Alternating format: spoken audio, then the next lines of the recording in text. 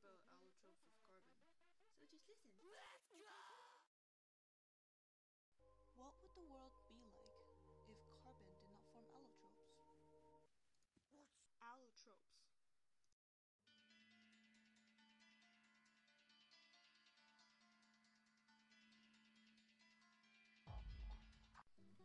So allotropes are compounds of different molecular configurations of an element, which in our case, carbon. So there are many of these allotropes, or forms of carbon. The four naturally occurring allotropes of carbon that will be discussed in the video are coal, graphite, Buckminster fullerene, and diamonds are forever. There are two types of allotropes of carbon. First is crystalline carbon, and the second is amorphous carbon. The two are different in appearance because amorphous carbon appears to be in powdery and non-crystalline form. In crystalline carbon there are diamond, graphite, and fullerenes. There are many different types of fullerenes such as buckyball clusters, nanotubes, megatubes, polymer, and more.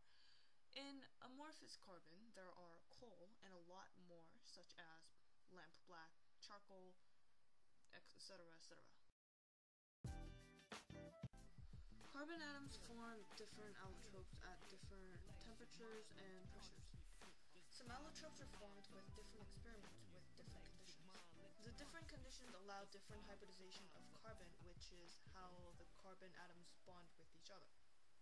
Now I'm going to talk about the four major allotropes of carbon that I said I was going to mention in the video before. Diamond, coal, Buckminster fullerene, also known as buckyball, and graphite. Now everyone knows that diamond is the hardest substance on Earth. And as I said before, the reason why different allotropes are formed is because of different pressures and temperatures. Diamond is formed at a temperature above 1700 degrees Celsius in an oxygen-free atmosphere and under high pressure. They are bonded covalently and do not have free electrons because they are all involved in bonding, and therefore diamond cannot conduct electricity as well as other metals. But because of this unique structure of 8 equilateral triangles on the tetrahedrons that hold these atoms tightly, diamond is the strongest substance. Coal is one of the amorphous carbon allotropes and is formed by the decay of fossil fuels. In the past, it has been used widely for industrial power, and it is still used, just not as much. The term amorphous carbon is used for allotropes that do not have crystalline structure. Since coal is an amorphous carbon, it looks like this. Coal is an impure form of the element since it has been formed by pyrolysis. Pyrolysis is decomposition of fossils due to high heat with the absence of oxygen. Coal is divided into various grades which depends on the amount of carbon that exists in the coal. The highest grade of coal is anthracite, which consists of 90% of carbon. Bituminous coal is from 75 to 90%, and lignite is for coal with around 55% carbon. The grade of the carbon is higher when the coal is found deeper into the ground. Theoretically, true amorphous carbon, which would have all carbon atoms, are possible with pi bonds. Pi bonds are covalent bonds resulting from leftover electrons orbiting and being overlapped by two areas.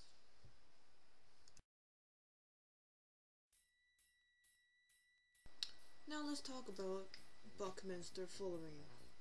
There is this category of allotropes of carbon called fullerenes. Fullerenes vary in sizes and can be hollow spheres, ellipsoids, or tubes. Fullerenes include carbon nanotubes, Buckminster fullerene, megatubes, polymers, nano onions, link ball and chain dimmers, and fullerene rings. Out of these variants, I'm going to talk about Buckminster fullerene, or C60, or buckyball. First discovered in 1985 in Rice University, this structure of carbon allotrope was named after the scientist and architect Richard Buckminster Fuller, who has constructed and popularized the shape through architecture which the buckyball resembles. Think of the shape of the pentagons and hexagons on a soccer ball. Likewise, there are 20 hexagons and 12 pentagons in the structure of the Buckminster fullerene. The overall structure of the buckyball is called truncated icosahedrons.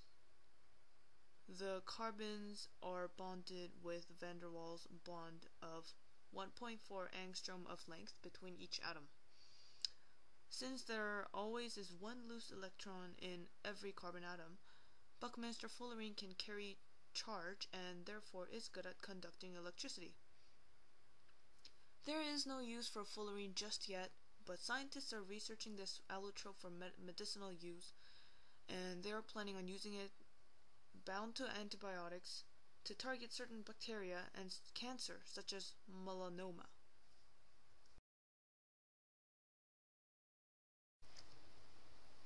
The last allotrope of carbon that I will be discussing is graphite.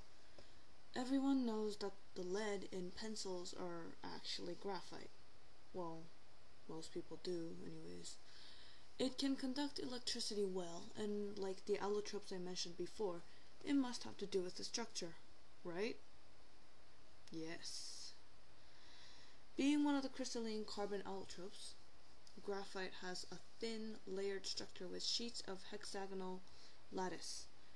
The reason why graphite can conduct electricity is that the electrons can move around freely through large surfaces since there are flat carbon layers for them to travel, so to speak.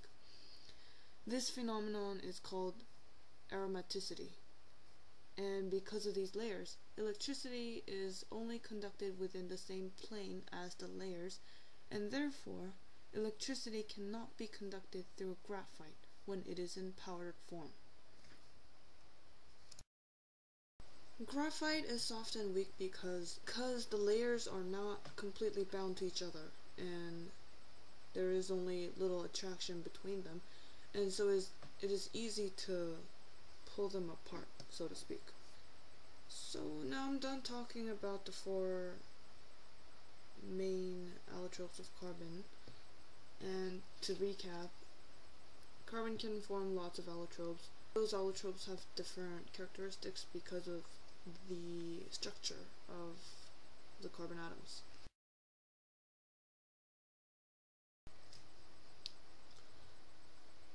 My topic is related to Canadian initiatives to improve quality, since coal is one of the allotropes and Canada has 10 billion tons of coal reserves, which puts Canada in the competition of the world and also takes part in making Canada a strong industry. Although coal is not the cleanest option for the planet, coal is needed for industrial plants, electricity generation, and more.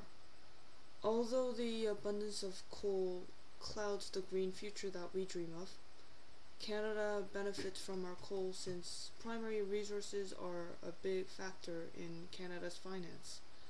Also, at a time where the US, or any other country for that matter, cannot rely on foreign oil, the abundance of coal in Canada may benefit other countries.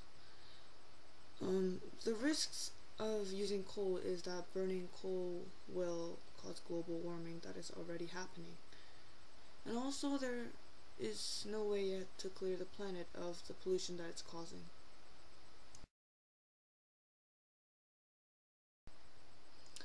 My topic is related to the coursework because in 3.3 we have discussed the structure and the shapes of the molecules. For example, diamonds consist of tetrahedrons, and we learned about tetrahedrons in 3.3. And also in 13.2 there is information on carbon allotropes, carbon's atomic structure and behavior. Thank you for listening.